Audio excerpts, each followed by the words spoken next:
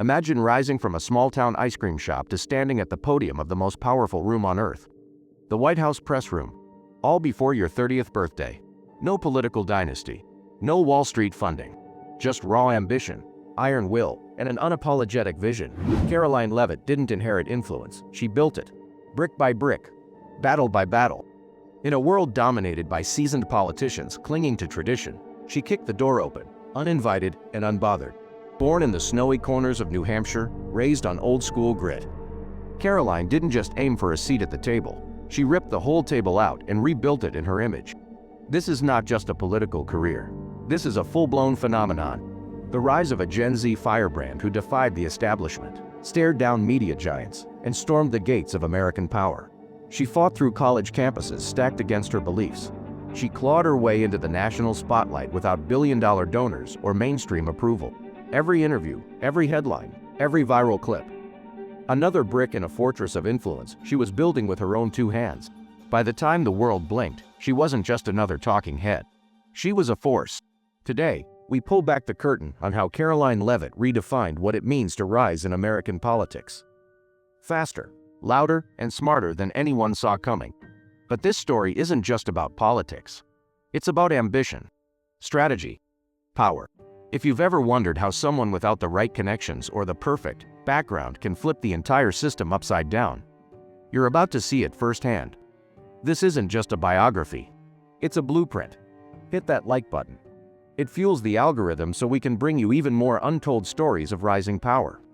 Smash that subscribe button and turn on notifications so you never miss the next deep dive into the real movers of our generation, because the world doesn't belong to the cautious anymore. It belongs to the fearless, and Karoline Leavitt just proved it. Karoline Leavitt's story doesn't begin with political handshakes or DC galas. It begins in a small working-class town where dreams were built, not on privilege, but on pure grit. Born in 1997 in Atkinson, New Hampshire, a town so small you could drive through it in under 10 minutes, Karoline was surrounded by the real heartbeat of America. Picture dusty baseball fields in summer, faded Main Street storefronts, and neighbors who knew each other's names for generations. It was a life built around hard work, community, and resilience.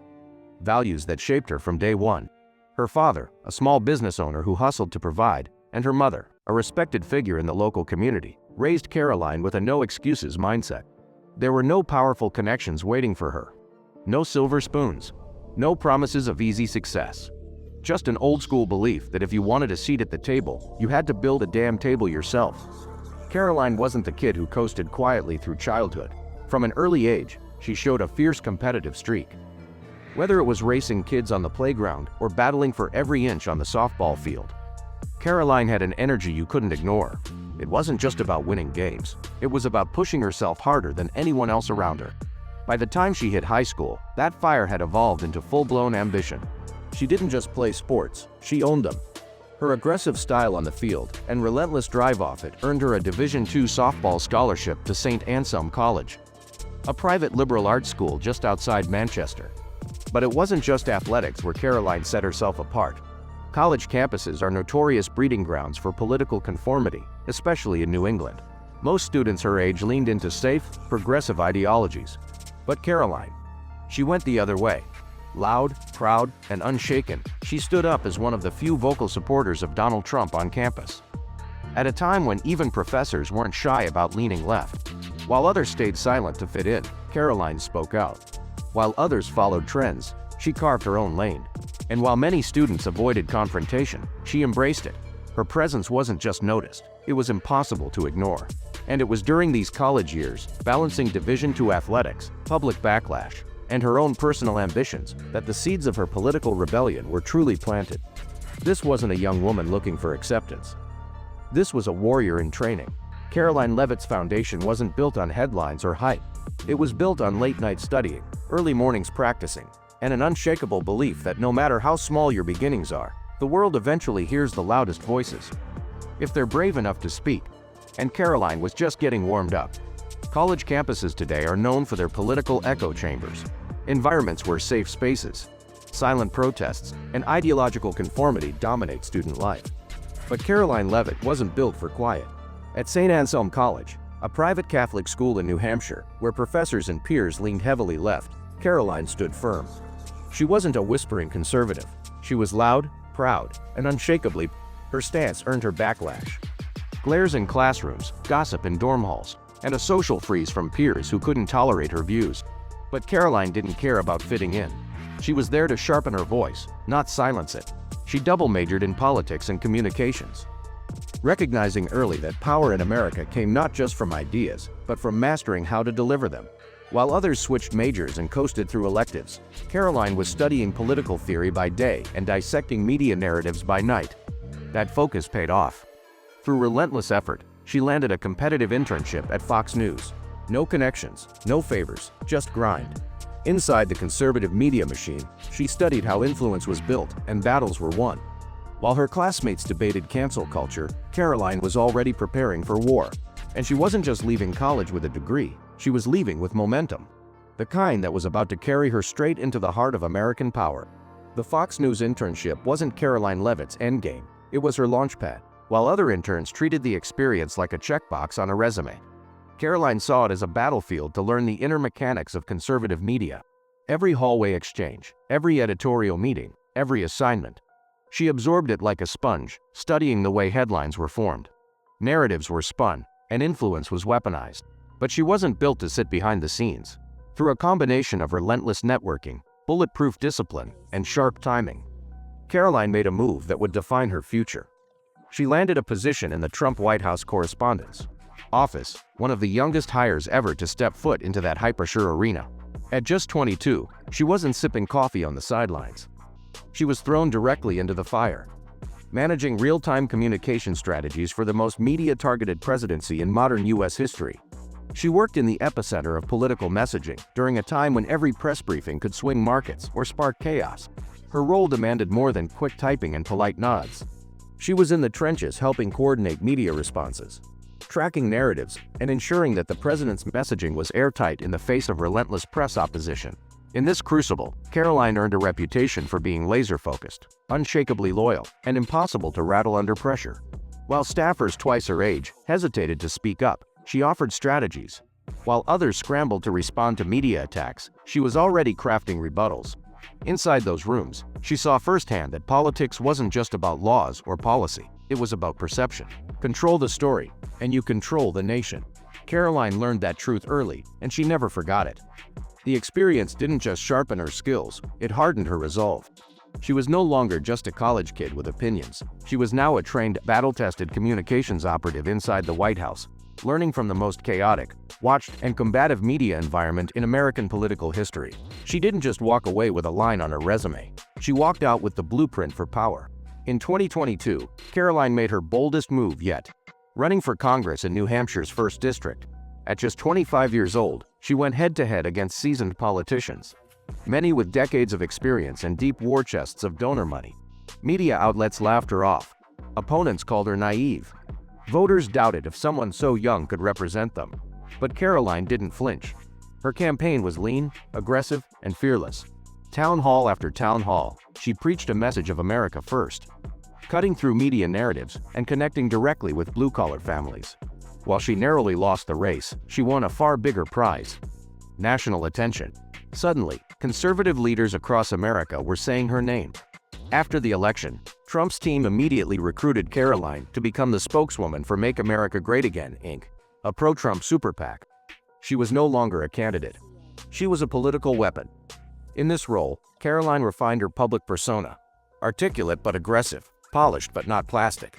She traveled battleground states, crushed hostile interviews, and lit up conservative conferences with firebrand speeches. Critics dubbed her Trump's young firebrand, but supporters saw her for what she really was: the next evolution of the America First movement. By January 2024, Trump's re-election campaign made it official. Karoline would serve as his national press secretary. Karoline didn't just perform at press briefings, she dominated. She flipped the old dynamic, aggressively challenging reporters who pushed narratives against Trump. When Chuck Schumer accused the Trump administration of negligence leading to a Canadian plane crash, Karoline fired back, live on air, dismantling the accusation with brutal precision. She became known for her icy composure and rapid counterattacks. Every clash she survived only built her myth further. If Karoline's at the podium, expect a war.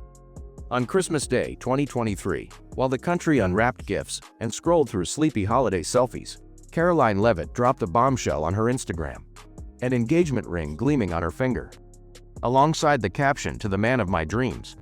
The man, Nicholas Righteous, a 60-year-old real estate mogul, 32 years her senior, worth an estimated $250 million, with deep connections in finance, lobbying, and old-school GOP fundraising circles. Instantly, headlines exploded. Critics branded it a calculated political alliance, a marriage built more on power than passion. But her supporters clapped back, calling it a masterclass in modern strategy. The ultimate power move by a woman who'd already outpaced her generation in every way. The wedding, held just weeks later, was executed with near-military secrecy. No press, no live stream, no leaks. Only a select circle of elites attended a candlelit ceremony in a private estate rumored to belong to a sitting senator. By the time photos surfaced, they had already left for a honeymoon aboard a super yacht off the Amalfi Coast, complete with ex-Secret Service agents acting as private security. But Karoline wasn't done stunning the public. Just 7 months later, she gave birth to her first child, a boy named Winston, and took only 3 days of maternity leave before returning to the White House podium. She was still recovering when President Trump survived an attempted assassination. And with the nation in chaos, Karoline stepped back into the fire with a steel composure that even her harshest critics couldn't ignore. The country was torn. Some praised her as the Iron Press Secretary, a woman who put duty above personal comfort, embodying unbreakable leadership in a time of national panic. Others called it a stunt, a cold and calculated grab for public sympathy and control of the media cycle. But one thing was clear: Karoline had shattered every traditional expectation for women in power. And behind her public dominance was a private empire most 28-year-olds couldn't even dream of. While the political world debated her ethics, Karoline was living like a queen. She resides in a $10 million colonial mansion tucked in a secured corner of Washington, D.C., guarded by a custom-designed surveillance system and blacked-out motorcades. Inside, the estate features vaulted ceilings, original 19th-century wood paneling, imported marble floors, a climate-controlled wine cellar, and multiple conference rooms reportedly used for private donor meetings.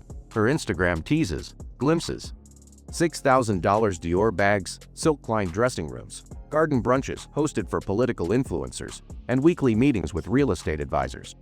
Her estimated net worth now exceeds $6 million, not including her husband's assets, accumulated through political consulting, media contracts, and aggressive private investments in tech and infrastructure. Every outfit she wears, every angle she posts, every headline she stirs, it's all part of a calculated performance that blurs the line between power and persona. Karoline Leavitt doesn't just hold influence. She embodies it. And whether it's marriage, motherhood, or media, she's redefining what it means to be a modern political powerhouse. One perfectly curated post at a time. In early 2025, Karoline Leavitt lit a political firestorm that roared across every major network, social feed, and global newsroom. With a stroke of policy, she announced a nationwide freeze on all federal funding tied to diversity, equity, and inclusion day programs, halting billions in grants to schools, nonprofits, and healthcare institutions. The backlash was instant. University boards panicked. Civil rights groups mobilized. The media framed it as an attack on marginalized communities, with headlines calling it one of the most regressive moves in modern U.S. policy. But Karoline wasn't backing down. Within weeks, she followed up with even more controversial legislation: a strict federal definition of gender as biological sex assigned at birth, effectively eliminating federal recognition for transgender and non-binary identities. International figures condemned it. Protests broke out. Hashtags surged. But Karoline, cold, composed, and calculated, she didn't flinch. These weren't impulsive decisions. They were designed to lock in support from the America First base and force a cultural collision that pushed her further into the national spotlight. She wasn't trying to be liked. She was building a legacy. In her world, power doesn't come from applause. It comes from standing firm while the whole room screams. And Karoline Leavitt was unshakable. Not all of Karoline Leavitt's battles played out in front of the cameras. Beneath the polished speeches and viral headlines, a financial storm brewed quietly behind the scenes. Her 2022 congressional campaign, the same one that launched her into the national spotlight, had racked up over $325,000 in debt. Of that, more than $200,000 came under scrutiny, flagged by watchdogs and federal regulators as potentially excessive or improperly reported donations. For the average citizen, this kind of financial misstep would mean fines, investigations, or even jail time. But for Karoline, it became another opportunity to expose what she called the rigged hypocrisy of American politics, where insiders get passes and outsiders get punished. Her base rallied around her, dismissing the controversy as a media smear campaign. Her critics, however, pounced, calling it proof that Karoline played by the same shady rules as the establishment she claimed to fight. Yet through the noise, Karoline never flinched. She didn't issue dramatic apologies or disappear from public view. Instead, she doubled down. More press conferences, more appearances, more policy moves. While others obsessed over the numbers, she stayed focused on the mission. To her, the backlash was just another distraction. The real fight was still ahead.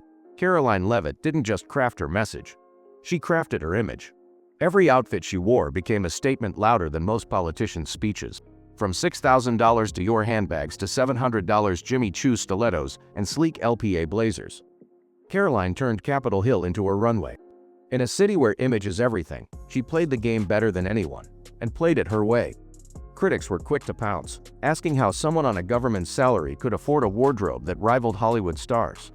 Headlines questioned her priorities. Social media buzzed with accusations of arrogance and elitism. But Karoline knew exactly what she was doing. Every appearance was a calculated chess move. She wasn't trying to blend in, she was demanding attention, commanding space.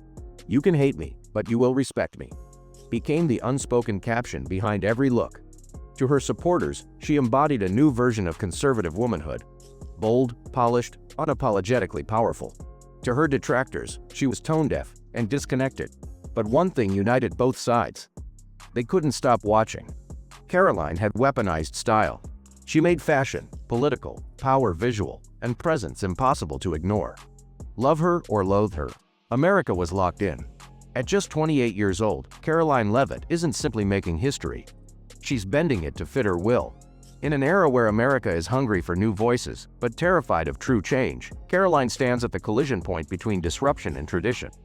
She's both a warning and a promise, a reflection of where the nation has been, and a glimpse of where it's headed.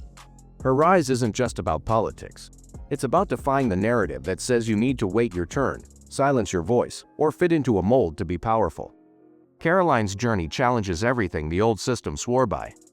Youth should wait. Women should conform. Outsiders should stay quiet. She rejected all of it.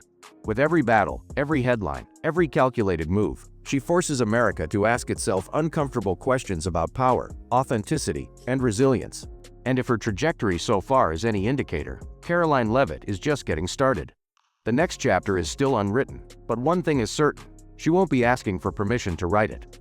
If you found this story as eye-opening as we did, make sure to smash that like button, subscribe to the channel, and turn on notifications, because the future doesn't belong to the cautious anymore. It belongs to the fearless. And we're just getting warmed up.